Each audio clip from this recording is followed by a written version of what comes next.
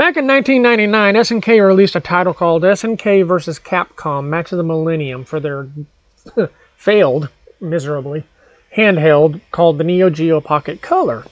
Now, the most popular point in history for this handheld was when it went into clearance, which is sad, but that's just how people are.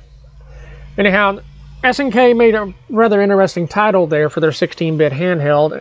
Well, one fan over on YouTube has decided to port that title over to the Commodore 64/128 with varying results depending on which version you want to play. Both versions are currently available in a new update that was recently released. For me, I'm a huge Street Fighter II fan.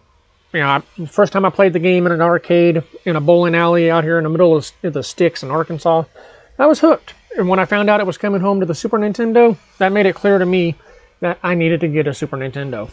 And had this been released back in the, obviously it wouldn't have, but if this title here had been released back in the mid to late 80s for the Commodore 64/128, it would have been heralded as quite the accomplishment. I mean, yes, Capcom did launch, or they did officially release Street Fighter 1 on the Commodore 64 themselves. They licensed out to US Gold the Street Fighter 2, and I mean, they supported the Commodore for a couple of titles. I mean, they're standard 8-bit fare, for the time. I mean, back then, programmers just didn't understand the programming tricks and everything that gamers and programmers and everybody understand now.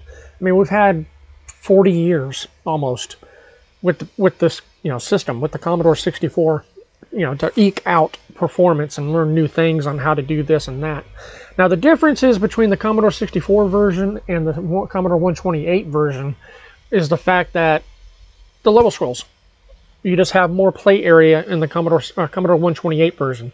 I could not see any other major differences. I'm sure there probably are. If there are, let me know.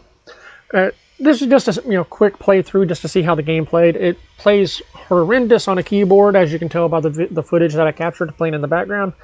But it's still a fun game.